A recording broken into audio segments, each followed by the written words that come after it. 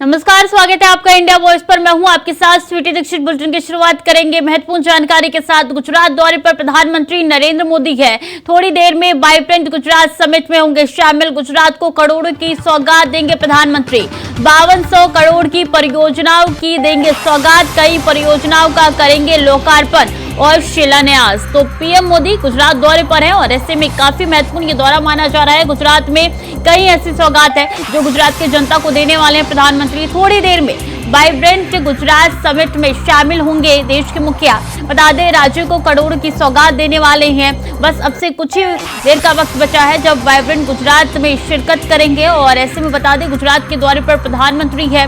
5200 करोड़ की परियोजनाओं की देंगे सौगात और वाइब्रेंट गुजरात समिट में शिरकत करने के लिए खास तौर पर पहुंचे हैं। कई परियोजनाएं ऐसी हैं जिसमें लोकार्पण भी उनके द्वारा किया जाएगा, शिलान्यास भी करेंगे यहाँ पे प्रधानमंत्री नरेंद्र मोदी। गुजरात से पीएम मोदी का खासा रिश्ता है और इसलिए वो हर दूसरे महीने गुजरात दौरे पर जाते हैं। बड़ी सौगात यहाँ की जनता को वो देते हैं। लगाव है गुजरात से पीएम मोदी का। बस अब से कुछ ही देर का वक्त बचा है जब वाइब्रेंट गुजरात समिट में शिरकत करेंगे प्रधानमंत्री और गुजरात को करोड़ों की सौगात देने जा रहे हैं। बता दें, 5200 करोड़ की सौगात देने वाले हैं पीएम नरेंद्र मोदी। परियोजनाओं की सौगात भी देंगे। कई परियोजनाएं ऐसी हैं जिनका लोकार्पण और शिलान्यास भी यहाँ पे प्रधानमंत्री द्वारा किया जाएगा।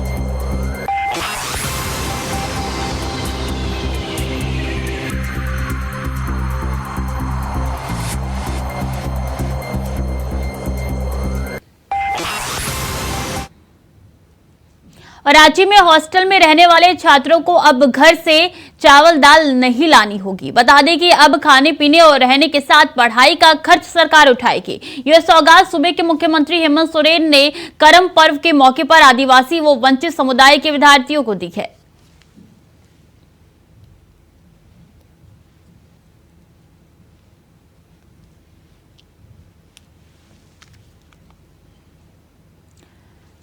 तो अब विद्यार्थियों के लिए ये अच्छी जानकारी निकल के सामने आई है रांची से। जो विद्यार्थी पढ़ाई के लिए वहां पे गए हैं और उनको अगर खाने पीने की दिक्कत है तो उस दिक्कतों का सामना अब नहीं करना पड़ेगा, क्योंकि यहाँ पे झारखंड सरकार उनको छोटी मोटी चीजें और खाने पीने तक की सुविधाएं उपलब्ध करवाएगी। उनके पढ़ने लिखने का खर्च भी अब सरकार ही उठाएगी। तो हॉस्टल में रहने की सौगात भी यहाँ पे छात्रों को मिलेगी और मुख्यमंत्री हेमंत सोरेन ने ये सौगात दी है। ये महत्वपूर्ण जानकारी विद्यार्थियों के लिए आप तक पहुंचा रहे हैं कि करम पर्व के मौके पर यह सौगात यहाँ पे झारखंड सरकार की तरफ से दी गई है, जो उनके खाने पीने और पढ़ाई तक का खर्च उठाएगी। छात्रों के हॉस्टल में जितना भी खर्च आता है सबका बेड़ा अब झारखंड सरकार ही उठाएगी।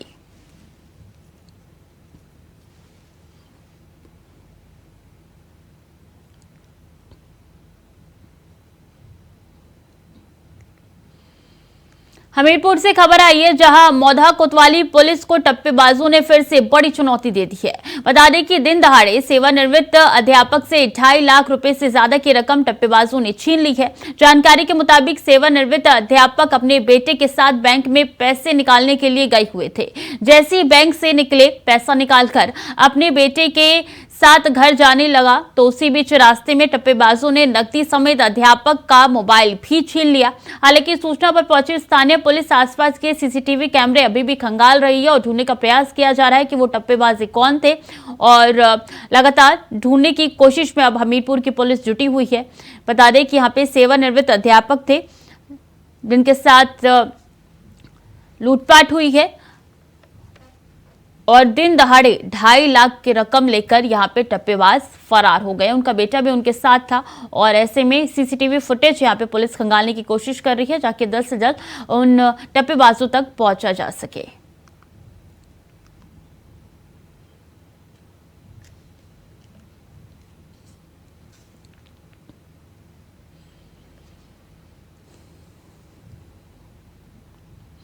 और बालूमाथ में कर्मा पर्व हर्षोल्लास के साथ मनाया गया, जहां झारखंड मुक्ति मोर्चा के प्रखंड अध्यक्ष ऐश्वर्या उरांव के द्वारा बनियों में आदिवासी भाई बहनों के बीच उपहार स्वरूप मानदर भेंट किया गया। बता दें कि कर्मा पर्व झारखंड में मनाए जाने वाले प्रमुख त्योहारों में से एक है। पूरे राज्य में कर्मा पर्व बहुत धूमधाम के साथ मनाया जाता है, तो वहीं इस बार इस त्योहार 25 सितंबर को मनाया गया। हालांकि ये पवित्र पर्व भाई बहन का पर्व है, जिसमें बहनें अपने भाई के लिए व्रत उपवास करती है और भाई के लिए लंबी उम्र और उसकी सुख समृद्धि की कामना भी करती है।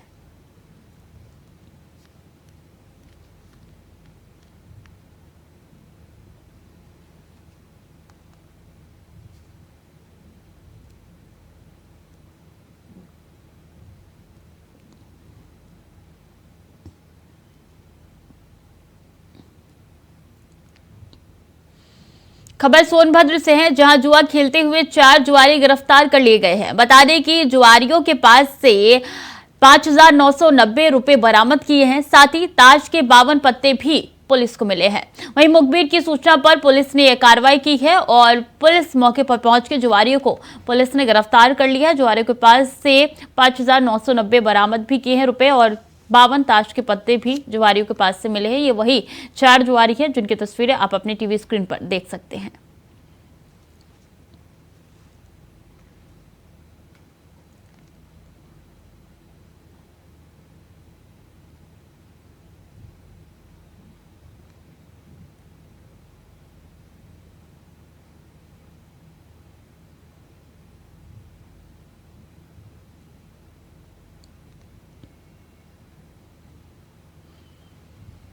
और 2024 के लोकसभा चुनाव से पहले ही राजनेताओं की बदजुबानी शुरू हो चुकी है, जहां सपा विधायक के बाद अब संभल के निजी पैलेस में राष्ट्रीय लोक दल के अल्पसंख्यक प्रकोष्ठ के कार्यकर्ता सम्मेलन में रालोद के अल्पसंख्यक प्रकोष्ठ के राष्ट्रीय अध्यक्ष खालिद मसूद ने भी पीएम मोदी को लेकर बिगड़े बोल बोलते हुए और उन्होंने पीएम मोदी को गाली दे दी है।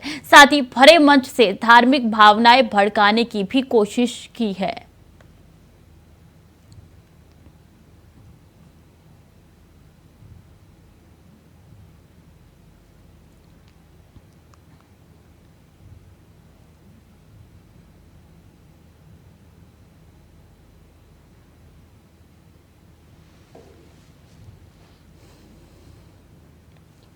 और समाजवादी पार्टी के मुखिया अखिलेश यादव 27 और 28 सितंबर को मध्य प्रदेश के दौरे पर रहेंगे। इस दौरान वो विधानसभा चुनाव के लिए पार्टी की तरफ से प्रचार प्रसार करने के लिए अभियान की शुरुआत करेंगे। रिपोर्ट देखिए। जहां एक तरफ लोकसभा चुनाव में विपक्ष को एक मंच पर लाने की कवायद हो रही है, तो वहीं दूसरी तरफ आने वाले राज्यों के विधानसभा चुनाव में भागीदारी को लेकर खींचतान बढ़ रही है। आलम यह कि यूपी में सपा से उम्मीद लगाकर बैठी कांग्रेस के लिए चुनौती और बढ़ गई है। समाजवादी पार्टी के कांग्रेस के शासन वाले राज्य राजस्थान में भी चुनावी दावा किया है। अखिलेश ने राजस्थान में चुनाव लड़ने की ओर इशारा कर रहे हैं, तो वहीं समाजवादी पार्टी ने पहले ही मध्य प्रदेश और छत्तीसगढ़ विधानसभा चुनाव के लिए भी तैयारियां तेज कर दी हैं। सपा मुखिया अखिलेश यादव 27 सितंबर को मध्य प्रदेश के रीवा में कार्यकर्ता सम्मेलन में हिस्सा लेंगे। पार्टी यहां पहले ही 6 पार्टी पर उम्मीदवार उतार चुकी है। छत्तीसगढ़ में भी सपा चुनाव लड़ने की तैयारी कर रही है। 16 अक्टूबर को यहां भी अखिलेश का दौरा तय है। इतना ही नहीं, विधानसभा चुनाव में राजस्थान में कुल 200 सीटें हैं, मगर यहाँ भी सपा ने एक सीट पर अपने उम्मीदवार पर नाम पर मोहर लगा दी है। सपा ने राजगढ़ लक्ष्मणगढ़ विधानसभा से पूर्व विधायक सूरजभान धानका को उम्मीदवार बनाया है। इंडिया परिवार पूरी तरीके से एकजुट है। सीटों को लेकर के कहीं कोई ट्रबल नहीं है, कहीं कोई हिंडेंस नहीं है। हाँ, ये सही है कि इंडिया परिवार सब मिल करके एक उद्देश्य के साथ आगे बढ़ रहे हैं। पूरा इंडिया परिवार जनता की आवाज बन करके आगे बढ़ रहा है और पूरे इंडिया परिवार का सिर्फ और सिर्फ एक ही उद्देश्य है, किसी तरीके से भारतीय जनता पार्टी को 2024 के चुनाव में जनता को भारतीय जनता पार्टी से निजात दिलाना। कांग्रेस को हो सकता है नुकसान। सपा विपक्षी एकता के गठबंधन यानी INDIA का हिस्सा है। सपा के राष्ट्रीय अध्यक्ष इंडिया गठबंधन के बैठकों में हिस्सा लेते रहे हैं। ऐसे में आने वाले विधानसभा चुनाव में उम्मीदवार उतारने से विपक्षी गठबंधन को भारी नुकसान उठाना पड़ सकता है। मौजूदा वक्त में राजस्थान में कांग्रेस की सरकार है और वहीं INDIA गठबंधन की अगुवाई कर रहा है, मगर गठबंधन का एक सच ये भी कि घोसी में भले ही कांग्रेस ने प्रत्याशी न उतारते हुए सपा का सहयोग किया, मगर उत्तराखंड के बागेश्वर में सपा ने ऐसा नहीं किया। बाकायदा बागेश्वर के रण में अपने प्रत्याशी उतारा, जिसके बाद कांग्रेस के नेताओं ने इस पर अपनी नाराजगी भी अदा की। मगर अब साइकिल को रफ्तार देने के लिए अखिलेश का मध्य प्रदेश और राजस्थान और छत्तीसगढ़ कूच करना कांग्रेस को अखर सकता है। Bureau report, India voice, Lucknow. CM विदेश जाएंगे तो निवेश लाएंगे। उत्तराखंड में धामी सरकार आने वाले दिसंबर महीने में ग्लोबल इन्वेस्टर समिट का आयोजन करने जा रही है, जिसमें सरकार 2.5 लाख करोड़ के निवेश का लक्ष्य लेकर चल रही है। इसी लक्ष्य को पाने के लिए धामी सरकार और प्रशासन धरातल पर काम करते हुए नजर आ रहा है और खुद प्रदेश के मुखिया पुष्कर सिंह धामी देश और विदेश में निवेशकों को रिझाने में जुटे हुए हैं। ये रिपोर्ट देखिए। उत्तराखंड की धरती पर विदेशी निवेश उतारने के लिए जहां एक तरफ मुख्यमंत्री के नेतृत्व में प्रतिनिधि मंडल ने ब्रिटेन की उड़ान भरी, तो दूसरी तरफ सियासत हिलोरे मारने लगी। 3 दिन के लंदन के दौरे के दौरान मुख्यमंत्री तमाम क्षेत्रों के निवेशकों से मुलाकात करेंगे, संभावनाएं तलाशेंगे, मगर दूसरी तरफ विपक्ष उनके विदेशी दौरे पर सियासी दंगल छेड़ चुका है। जहां एक तरफ राज्य में होने वाले इस निवेश सम्मेलन को लेकर बीजेपी गदगद है, तो दूसरी तरफ विपक्ष सवाल पूछ रहा है कि लंदन के दौरे से उत्तराखंड में निवेश कैसे आएगा, जरा ये समझाइए। साथ ही सवाल त्रिवेंद्र सरकार के दौरान यानी 2018 के हुए इन्वेस्टर मीट का हिसाब किताब भी विपक्ष मांग रहा है। क्या क्या निवेश हो सकता है और क्या क्या यहाँ निवेश से कार्य हो सकते हैं, उसका पूरा अध्ययन करने के बाद आदरणीय मुख्यमंत्री जी का जो डेलीगेशन है वो लंदन दौरे पर है और लंदन से हमारे उत्तराखंड में किन किन क्षेत्रों में निवेश हो सकता है उसके लिए वहां पर उनके रोड शो का कार्यक्रम भी रखा गया है और औद्योगिक घरानों के साथ उनकी कई मीटिंगें उनकी होने वाली हैं। हम निश्चित रूप से यह कह सकते हैं कि उत्तराखंड राज्य देश का अग्रणी राज्य बनाने के लिए ये जो औद्योगिक समेत ये निवेश सम्मेलन जो हो रहा है, ये उत्तराखंड राज्य के विकास के लिए और उत्तराखंड राज्य को अग्रणी राज्य बनाने के लिए बहुत सहायक सिद्ध होगा। कुछ सपने हमने 2018 में पूरे होते हुए देखे, कुछ सपने आप पूरे होते हुए देखेंगे। मान लेना, स्वीकार करें ना, महेंद्र भट्ट हो चाहे भाजपा के सभी नेता हों, इस बात को स्वीकार करें कि 2018 का इन्वेस्टर समिट जो था वो टोटल फेलियर था। एक ढेला भर भी यहाँ उत्तराखंड में नहीं आया और इसलिए मुख्यमंत्री धामी अब नई शुरुआत कर रहे हैं। इस बात को कह दें अपने मुखारबिंद से। उसके अलावा अभी डेंगू के प्रहार से प्रदेश जूझ रहा है, वहीं किसान अपना मुआवजा मांग रहे हैं, अपनी बर्बाद हुई फसलों के बदले मुआवजा मांग रहे हैं, लेकिन मुख्यमंत्री लंदन में टहल रहे हैं और ये समझ से परे है कि रोड शो करने से कब निवेश आया करता है और कैसे निवेश आता है। उत्तराखंड में एक इन्वेस्टर समिट 2018 में तत्कालीन मुख्यमंत्री त्रिवेंद्र सिंह रावत के शासनकाल के दौरान हुई थी, जिसमें 1,25,000 करोड़ के MOU साइन हुए थे। लेकिन तब से लेकर अब तक इस इन्वेस्टर समिट को लेकर विपक्ष हमेशा ही सरकार पर सियासी सवाल खड़े करता रहता है, मगर अब मुख्यमंत्री पुष्कर सिंह धामी सरकार भी ग्लोबल इन्वेस्टर समिट आयोजन करने का दम भर रही है, जिसमें 2.5 लाख करोड़ के निवेश का लक्ष्य धामी सरकार चुन चुकी है। ऐसे में सवाल यही उठता है कि सपने समिट को लेकर देखे जा रहे हैं, वो कैसे और कब पूरे होंगे, इसका इंतजार सभी को है। अबे कैंतुरा, इंडिया वॉइस, देहरादून।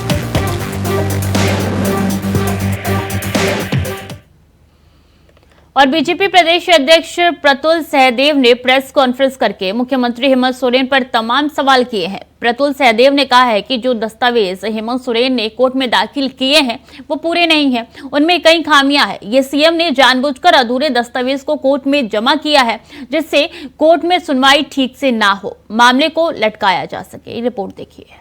समय खरीदने की इनकी स्ट्रैटेजी है। ये धूर्तता और मक्कारी से इनकी लीगल टीम हर हथकंडे अपना रही है कि किसी तरह इन मामलों को टाला जाए। लेकिन कहते हैं ना कि कितने दिन तक आप जो होने वाला है उसको टालेंगे।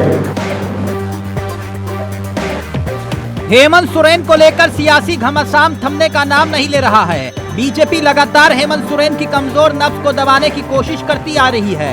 इस बार भी कुछ ऐसा ही हो रहा है। वजह कुछ और नहीं बल्कि 4 बार ईडी के दफ्तर में पेश न होने पर हेमंत सोरेन ने हाई कोर्ट का दरवाजा खटखटाया। वहीं बीजेपी ने अब हेमंत सोरेन के कोर्ट में जमा किए गए दस्तावेज को बहाना बनाया। दस्तावेज को लेकर ही तमाम सवाल खड़े किए हैं। आरोप ये कि मुख्यमंत्री हेमंत सोरेन और उनकी लीगल टीम पर हाई कोर्ट में मामले को जबरन लटकाने की कोशिश हो रही है, यानी मसला कानूनी पेचीदगियों का है। आरोप ये कि 23 तारीख को मुख्यमंत्री की लीगल टीम ने उनके इशारे पर जिस याचिका को हाई कोर्ट में दाखिल किया उसमें 5 डिफेक्ट लगे हुए हैं और पूरे मामले को लटकाने के लिए डिफेक्ट छोड़े गए हैं ताकि ये मामला सूचीबद्ध होकर सुनवाई में ना आ पाए। हेमंत सोरेन जी की कथनी और करनी का क्या अंतर होता है?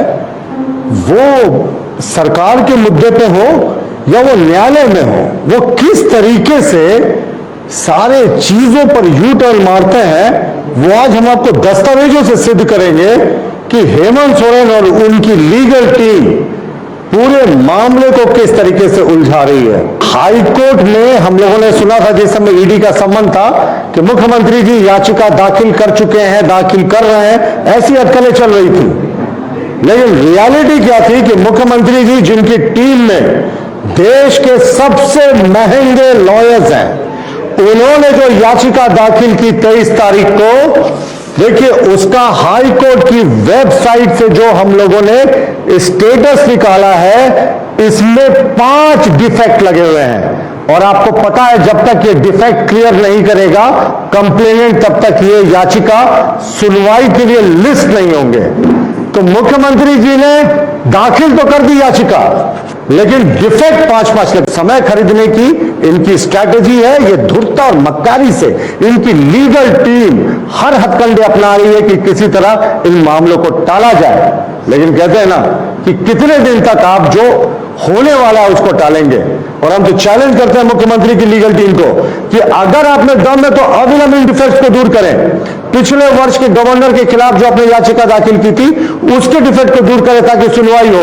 ईडी के खिलाफ आपके जो 5-5 डिफेक्ट्स हैं उसको दूर करें। लेकिन ये तुरंत नहीं करेंगे ना, क्योंकि इनके लिए बहाना है कि हाईकोर्ट हम गए हुए हैं।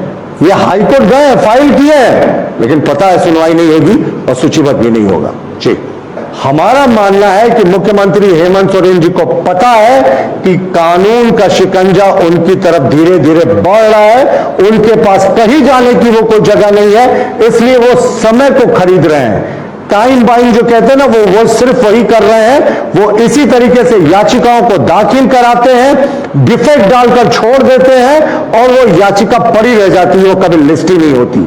तो मुख्यमंत्री हेमंत सोरेन को स्पष्ट करना चाहिए कि ईडी के खिलाफ जो उनकी याचिका है उसमें 5 डिफेक्ट कैसे हैं, इस कारण वो लिस्ट नहीं हो पा रही है। और 11 महीने पहले जो उन्होंने याचिका दाखिल की थी पिछले वर्ष नवंबर महीने में, उसका डिफेक्ट क्यों नहीं क्लियर किया जो लिफाफा को लेकर गवर्नर और इलेक्शन कमीशन को किया था।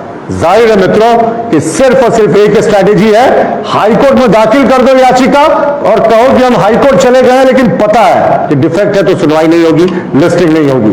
तो ये कब तक भागेंगे? अब सवाल इस बात का उठता है कि क्या हेमंत ने जानबूझकर ऐसा किया या बीजेपी के आरोप सिर्फ कोरी सियासत का नतीजा है।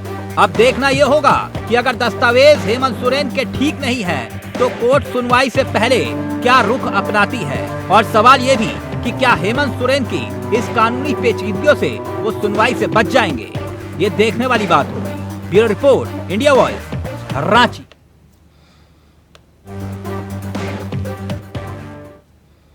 चलिए खबरों में आगे बढ़ते हैं। औरंगाबाद में दिल दहला देने वाला दृश्य देखने को मिला है, जहां सैकड़ों बच्चे अपनी जान जोखिम में डालकर स्कूल आने जाने पर मजबूर है। बता दें कि चचरी का पुल, जिसके सहारे नदी पार करके कई गांवों के बच्चे स्कूल जाने पर मजबूर है, वही एक अदत्त पुल निर्माण के लिए सांसद ने विधायक से गुहार लगाई थी कि इस आश्वासन के अलावा और कुछ नहीं मिला, गुहार लगाने के बाद भी। वहीं ग्रामीण राकेश कुमार ने बताया कि चुनावी मौसम में ही सिर्फ राजनीतिक पार्टियों को पुलिया की याद आती है और वोट लेकर चले जाते हैं। साथ ही सामाजिक कार्यकर्ता राजकुमार राम ने बताया कि विधायक आनंद शंकर को तो कम से कम इस समस्या पर ध्यान देना चाहिए था, लेकिन उनसे कुछ भी नहीं किया गया। मामला देव प्रखंड के हसौली पंचायत के कुंडा ग्राम का बताया जा रहा है।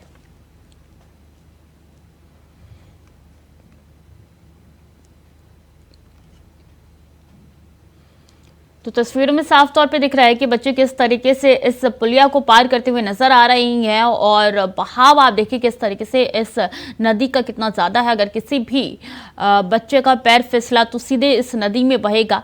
सांसद विधायक पे थोपते हैं, विधायक सांसद पे थोपता है, लेकिन कोई भी इसकी जवाबदेही देने को तैयार नहीं है। सवाल यही है कि चुनाव के समय आपको ग्रामीण याद आते हैं, जनता याद आती है, लेकिन उसी जनता के लिए आप सहयोग में कब खड़े होंगे, कब इस तरीके की तस्वीरें आना बंद होंगी।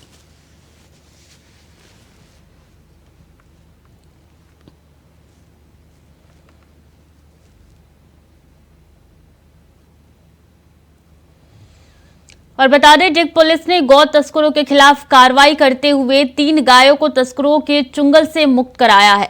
साथ ही 3 गौ तस्करों को भी गिरफ्तार किया है। मामले में जानकारी देते हुए हेड कांस्टेबल रविंद्र सिंह ने बताया कि मुखबिर से सूचना मिली कि एक पिकअप में कुछ बदमाश मौरा डिग पर रोड के किनारे पिकअप में गायों को भर रहे हैं, जिसके बाद पुलिस मौके पर पहुंची और कार्रवाई करते हुए पिकअप को जब्त किया।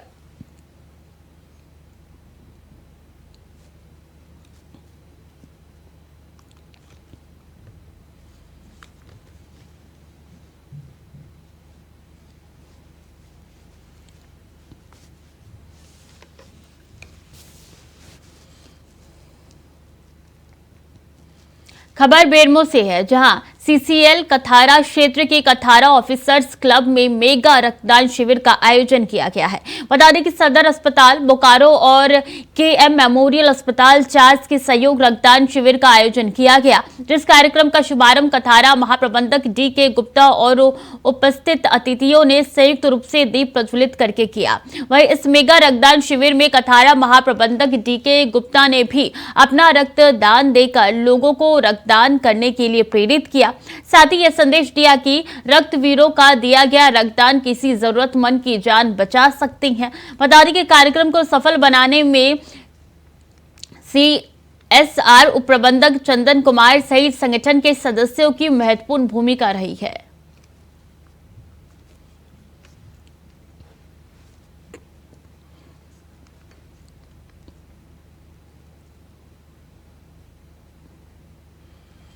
और कासगंज में पुलिस और 3 बदमाशों के बीच में मुठभेड़ हो गई, जिसमें पुलिस ने तीनों बदमाशों को गिरफ्तार कर असलहा भी बरामद किया है। तो वहीं मुठभेड़ के दौरान एक 25,000 के नामी बदमाश के पैर में गोली लग गई, जिसको इलाज के लिए जिला अस्पताल में भर्ती कराया गया। बता दें कि पुलिस गिरफ्तार आरोपियों से पूछताछ कर रही है। साथ ही घटना के बाद मौके पर पहुंचे आला अधिकारी मामले की जाँच कर रही है और घटना में शामिल अन्य आरोपियों की भी पुलिस तलाश कर रही है।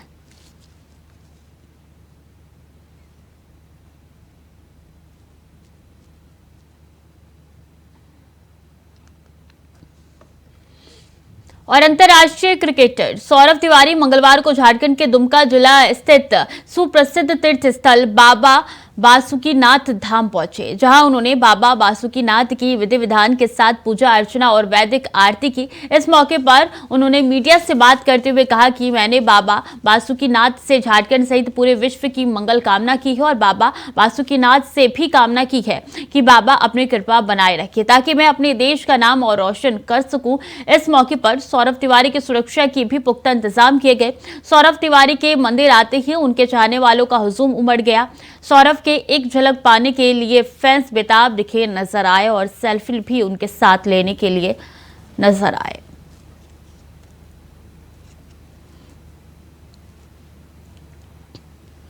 फिलहाल के लिए बुलेटिन में इतना ही। खबरें लगातार जारी है, देखते रहे इंडिया वॉइस।